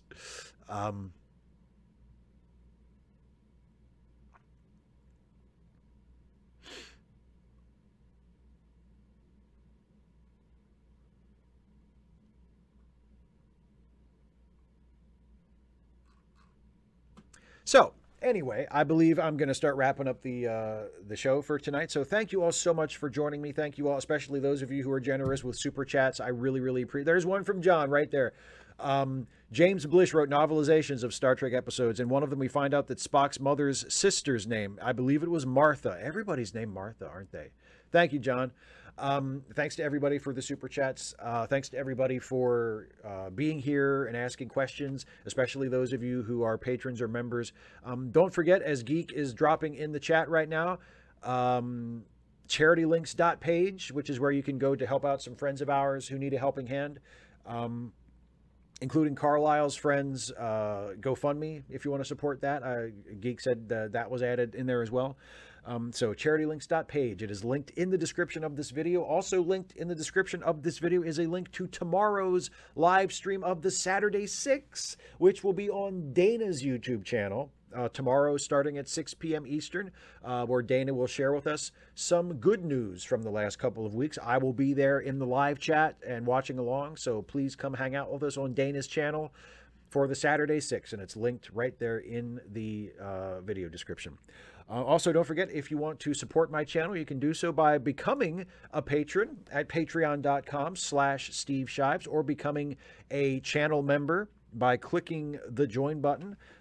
If you become a patron or a member at any level, one of the perks is you get to submit a question ahead of time for these Ask Away live streams. So please consider doing that and supporting my work here on YouTube. I couldn't do it without you, and I really, really appreciate everybody who does support me. And if you like the YouTube stuff, especially if you like the Star Trek related YouTube stuff that I do, check out the podcasts that I am a part of. As a part of the Let Me Listen family of podcasts, there is Late Seating, the movie review podcast that I do alongside Jason Harding, where we take a look at classic films and give them a fresh review and see if they deserve whatever reputation they have, whether it's good or bad.